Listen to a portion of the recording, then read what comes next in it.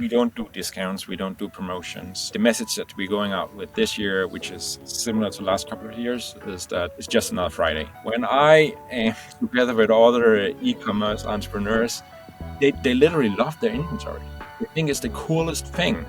And I would say this is just fundamentally wrong. Look at the customer and what you can sell instead, not what you can have in your inventory. And I think the inventory idea delivers a lot of the problems with Black Friday. On today's episode of eCommentary, we are going to do something slightly different. There's been a lot of buzz in the marketing world on Black Friday and how best to manage your Black Friday campaigns. At eCommentary, we wanted to offer something completely opposed to this. We want to offer the side of the fence that you don't normally hear about. This is the brands that are avoiding Black Friday campaigns and why you may want to avoid them as well. We're delighted to welcome the CEO of Son of a Tailor on the show, Jess Fleischer. Jess, thank you so much for coming onto the show. Thank you so much for having me and giving me an opportunity to speak up. I think it's really interesting, and I think a lot of listeners are going to be fascinated to get an objective opinion. There's so much buzz about you need to do this as a brand, and when you're running your price promotion, you need to optimize for TikTok sales doing this, that, and the other. And nobody says, hang on a second, does it make sense for your brand? Now, at Son of a Tailor, I think you're very, very clear on your brand's identity, and you have a very strong mission statement that is to re-engineer the clothing industry. Can you just explain a little bit about what you're trying to do with, or what you are actually doing with Son of a Tailor, and why you chose to go down that route? Yeah, of course. It's true. We say we are re-engineering the clothing industry. We are also known for making custom fit or tailor-made t-shirts, which was our initial product. Now we have a lot of other casual wear products for men. What we do is uniquely different. Is of course we do our products tailored, but we also do them made to order. So we don't start producing anything before we have the order, and then we start making them, and it takes 7 days, and then the customers, they have their custom fit products. And we know and we believe this is good for a lot of reasons. So people get better fit products, and then they would return less, which is good for them, and it's good for the environment, and it's good for our economy. And it's also great because doing this model, you have to do it very fast, and that means that you have to have somewhat local production. Our production is in Portugal, so close to our markets, and that means less transportation. But the most important thing is it means zero overproduction. A normal clothing brand would overproduce by 20%, so they produce 20% more than they would sell, and that's just a huge footprint from a quite polluting industry to put into the world. And therefore, we believe we need to think about re-engineering, making things that are a lot closer to the customer, a lot closer to the market, to avoid this. So I think that's what we do. And there will be brand owners listening to the podcast, and they have this constant fear about how much inventory they're holding and how fast stock is decaying. Yeah. And with your model, you don't really have that problem, which in essence means that you have lots of opportunities in terms of how you deliver the messaging for Son of a Tailor. And it's an old idea, right? So our idea stems back from the Toyota production system, which revolutionized the Western world in the 80s. So the Japanese, they were coming from a situation post-war, and they could not afford a mass production system. So they would have to come up with something else. So they said, okay, let's make one car at a time. And what they found out, with doing one car at a time, they could fix the mistakes quicker. So the cars would end up in a better quality, and they would have less returns or less claims from their customers. And they could actually also customize the car in color and interior and all the other things a lot closer to the customer. So they would make fewer forecasting mistakes, right? I guess we have taken this model to extreme with doing really single unit flow. But Toyota is still a mass-producing company, but they are extremely aware to this day about their inventory, and a lot of all the other car makers have kind of like copied them. But it seems like this idea about lean production, it kind of ends very small inventories. It got lost in the e-commerce world. What we did when e-commerce got to live was actually we built a huge inventory on top of the existing supply chain. We did not think about if we want to adopt or change the supply chain. We just built bigger and bigger inventories, and we fell in love with our inventories. When I am together with other e-commerce entrepreneurs, they literally love their inventory. They think it's the coolest thing.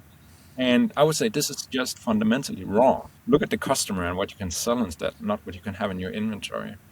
And I think the inventory idea delivers a lot of the problems with Black Friday. Yeah, and I think you're completely right, because what you see is this constant warehouse fill, and there's a by the time the container arrives, there's another container due in, and there's a pressure to remove the items from the warehouse, and if trade isn't going at the pace that you've bought inventory to, you're under pressure, because if you expand warehouses, there's costs are expedited, so that the industry itself are then forced to look at solutions. One of them, price promotion. Another solution that's maybe not talked about as much or vocalized is about job lotting stock, where you send it to different regions, sold at below cost price, and it's how you end up with something that features quite a lot in one of your latest out-of-home campaigns. And it was quite an alarming stat that I, when I saw the campaign, that 68% of all fabric produced ends up in the trash within 1 year. Yeah, it is really an alarming stat. And I think discounts and promotions and Black Friday is of course only one part of the problem, but it's a part of the problem that kind of like makes an existing problem worse. And how it goes is that you start having, for some reason, too much on your inventory. Then you do a price promotion to sell it out. Okay, then you have less, you can buy new stuff to your inventory. And then you do it again because you do a second forecasting mistake. And then the customer starts to figure out, oh, okay, this is a company that makes discounts all the time. And then what was initially a small volatility in your demand becomes bigger and bigger and bigger. And then in the case of Black Friday, press starts to write about it, right? And you do it just before another, like the gifting season and the best sales month of the year. And then it becomes really extreme. And what happens then is that in order to be able to handle this extreme situation, you need to build all your maximums and your inventories even bigger, because otherwise you cannot take part in Black Friday anymore. So you build bigger inventories that are more expensive, like 360 other days of the year. And then it just becomes a huge hidden cost burden to actually do these price promotions all the time. Yeah, it's that adage of quality and price are not isolated concepts, and that when you price promote heavily, the science and the data is there that suggests that it causes the consumer to consider either that they're getting a lower quality product, or that something is wrong with the product over time, so that you end up in this infinite loop where you're constantly chasing your tail, and you then move into this high volume, high frequency, low margin model, which is, when it goes wrong, is the whole impetus behind overconsumption. Which brands don't see that there is an alternative to this, and it doesn't necessarily have to be made to order, but there are alternatives. Buying better, getting better at forecasting. Now, I'm really interested to hear a brand like Son of a Tailor, who is so passionate about how you're producing garments and avoiding overconsumption. What's your approach to Black Friday? How do you guys approach it? So we don't do discounts. We don't do promotions. the message that we're going out with this year, which is similar to the last couple of years, is that it's just another Friday. So for us, there's really no sense in putting things on discount, and for the reason that it's driving impulse buying, which drives overconsumption, which we don't like, but also because we think it's basically bad for supply chain management and your supply chain system, and it drives cost. So therefore, we say we don't think it makes sense. You would see other sustainable brands, they would go out and close their stores or do kind of like specific sustainable initiatives, which we think that's, of course, good that they're bringing awareness to a good cause. But in a way, it's another hiccup to the supply chain. So we are a little bit, and we think some of them, because then they just postpone their their promotion period a month earlier, or they do it a month earlier, they postpone it to a month later, then it becomes a bit hypocritical, very hypocritical. And I think so. Therefore we say it's just another Friday, because we don't want to go to either one or the other extreme, and because we basically think it's wrong. And in terms of trading cadence, is it just another Friday for you, or is it a Friday that's possibly quieter? We know that, in the UK this year, anticipated spending on Black Friday is about 8.7 billion. Yeah. Is there an opportunity to still, have strong sales days without going down this heavy promotion route? So what we've seen the last couple of years when we have used this type of communication is definitely that we do get fewer new customers, but our recurring customers who reads our argument and our reasoning, they actually totally buy into it, and they come in and they buy for this reason. So therefore we actually see that we have a little bit of a higher sale on Black Friday than we would have on any other Friday, because they are loyal to the message that we are pushing. And I think that that's also a really important message to get out there to people. Like on Black Friday, consumers are in a buying mindset. Yeah. And there are elements that are only going to chase the biggest discount possible, but it is still possible to generate sales to your core customers in that period without discounting. Yeah. And there's not enough talk about this. As long as you have the strength of brand, your consumers, especially if they are aligned with your brand, they will appreciate that you haven't gone down that route. And what sort of reaction do you think you would see if you even thought for 1 second about doing something remotely promotional? I think we would increase sales. Like we would definitely increase sales, because I think there are customers who are on a hunt. And so we would see increased sales, but I'm sure it will kind of like tear down our brand, which is more precious than one sales day. And the type of customers we would get in, by the way, because in our early years we actually did do promotions, they would be the least loyal customers. They would not perform very well on lifetime value, and then you're just like, okay, so you actually spend a lot of money to get them in, and they're not kind of like delivering back, because they might not come back for a second or third purchase.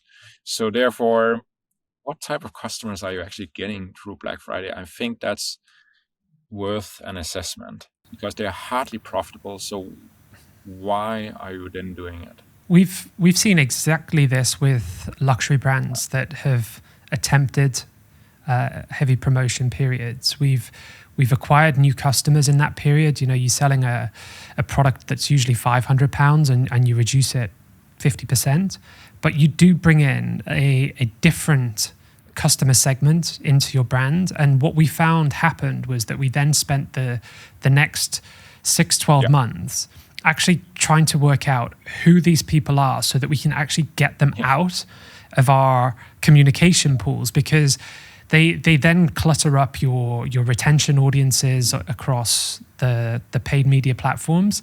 They're in your CRM, and they're skewing the data within CRM when you see, hang on a second, are we producing worse emails because the open rate is is decreasing, the click-through rate is decreasing, and the revenue percent is decreasing. All of these things are a culmination of you've just brought in the wrong customer who is a really light buyer to your brand. And then you've also had the knock-on effect of damaging your brand value to your core. And I think that people have to be very, very careful about this and get very clear on who they're bringing in, like you said, and the reasoning behind it.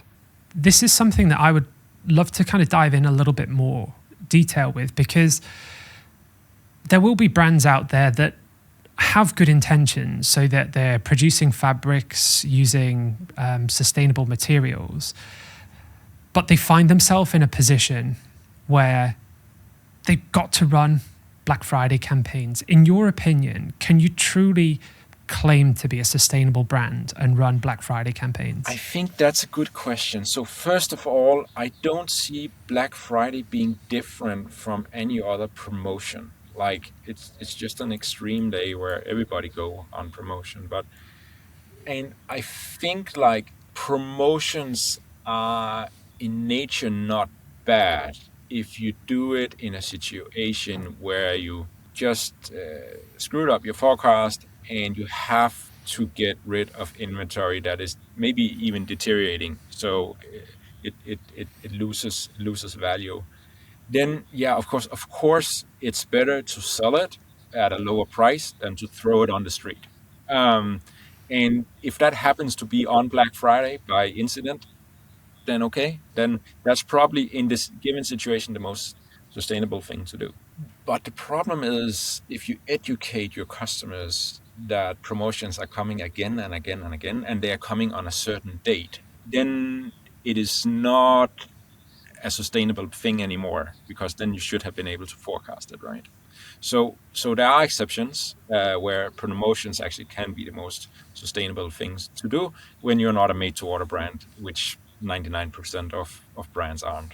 But for the ones that have, so they find themselves in, because there are going to be brands out there. We've seen consumer sentiment dipping this year, and we know that it's quite a challenging period to actually forecast any kind of buying. We've had the COVID boom hit with this dipping consumer sentiment. So there are going to be brands in this position where they've got a warehouse full of inventory.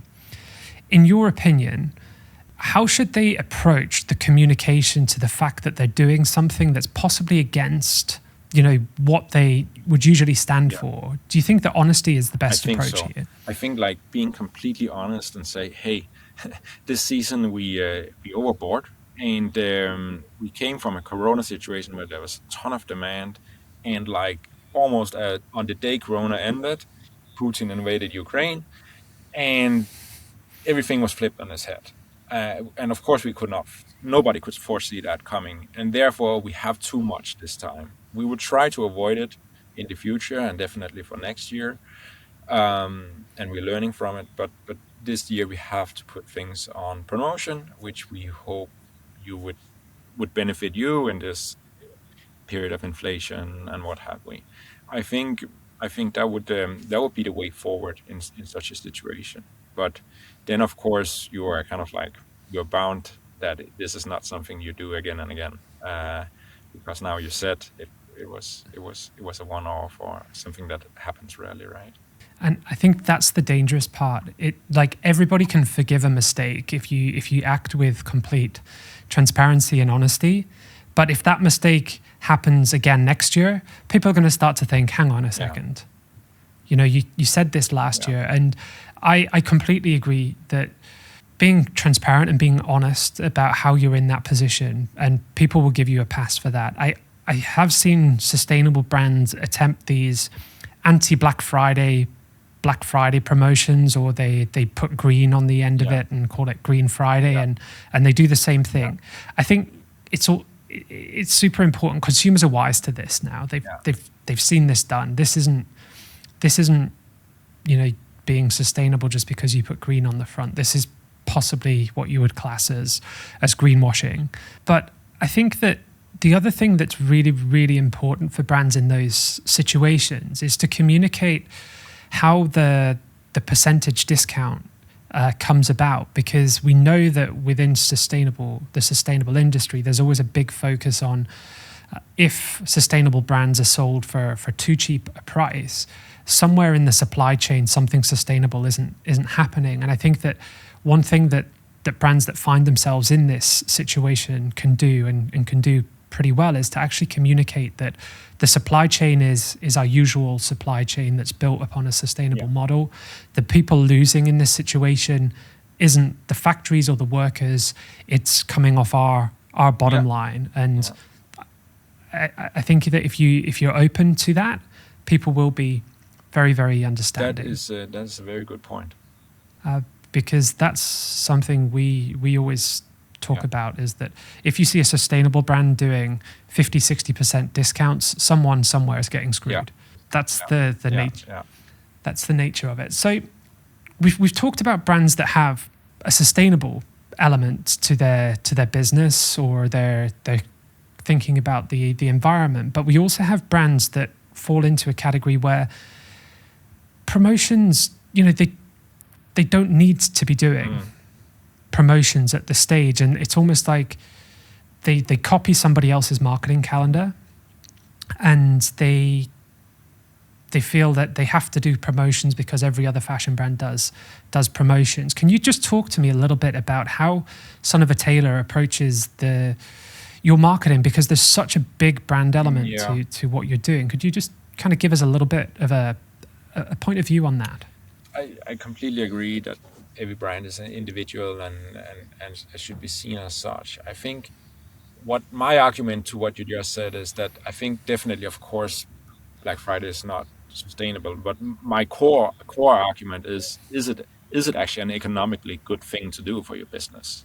Because if that's a nay to both, then you seriously need to reconsider. For branding and marketing, I think like it's something we spend a lot of time on discussing and trying to be very, very diligent about what we say and what we do, and we question ourselves a lot. But we also we always turn back to what are we about? What's our ethos, and what does reengineering the clothing industry mean, and how do we interpret it?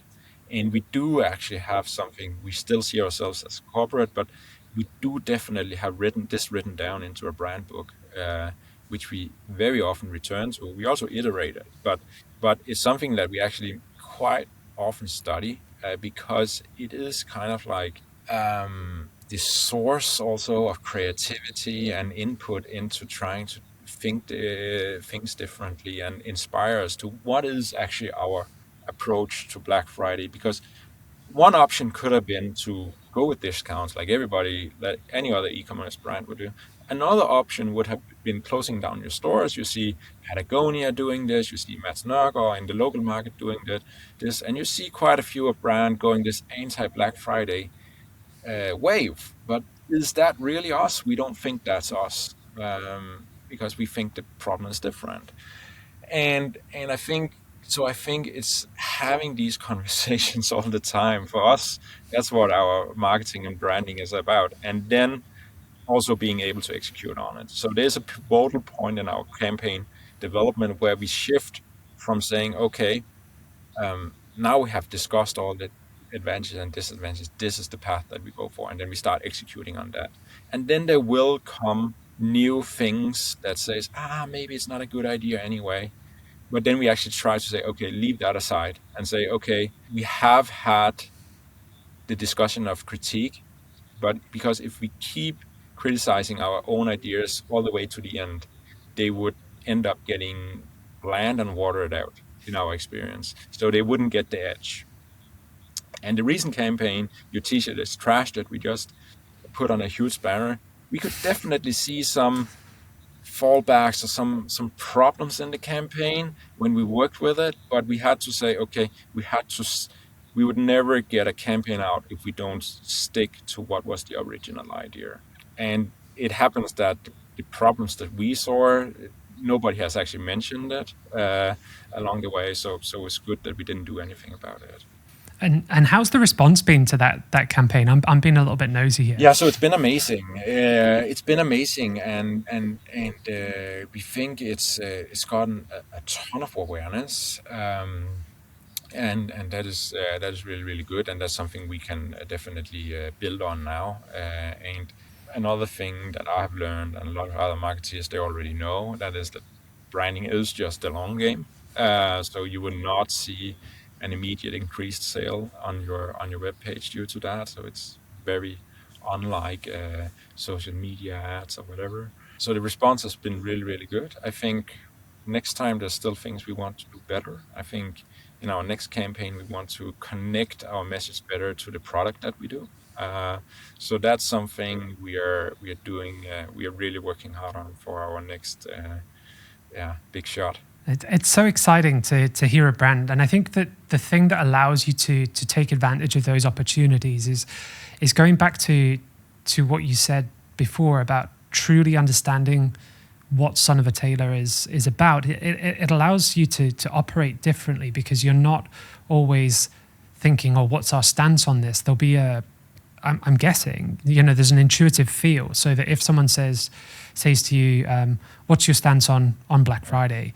You already have an opinion and a viewpoint, and that only comes from actually really truly understanding your brand. And this will be something that a lot of brands probably should spend more time thinking about is, what are we actually about, not what we say we're about. And I think that there's a really good quote from you that I read when someone asked you, well, what happens if somebody copies Son of a Tailor? And you said that if somebody copies Son of a Tailor and makes it a bigger brand, you'll still be able to go to bed and think that you were doing the right thing. I think I've butchered your quote slightly, No. I think that's a true testament to a founder that embodies their brand, and that's something that more founders should aspire to understand. Yes, in my opinion, and I think that it was such a beautiful quote from somebody who has a position on not only fashion but the way that the world should move forward. So I hope that the people listening today have really got a good sense of not only what Son of a Tailor is about, but also what their brand can be about if they do the hard work to truly understand their brand. It's been incredible to chat with you and to really dive into this. I'm really looking forward to seeing what's coming with your marketing campaigns. But for people listening who would like to follow a bit more of what you're putting out on LinkedIn and on social, where can they go and where can they find you? For me personally, my primary channel is LinkedIn. So find me there. For Son of Tailor, it's all channels more or less. It's definitely Instagram, LinkedIn. That are among our primary channels, or sign up for our newsletter, even better. Yeah, if people want a beautiful t-shirt, then they can head to Son of a Tailor's website and enjoy the gamified sizing process. I think that's super cool as well, how you've made a process that delivers a really quality garment. Yeah. It's quite fun to work through. Yeah, it's Jess, thank you so much for coming on the show. It's been such a pleasure. We're going to have you guys back on when you go with your next campaign to find out even more about what you're doing. But I just really appreciate your time and your viewpoint. My pleasure, Andy. Thank you for having me. And very, very interesting conversation. So thanks again.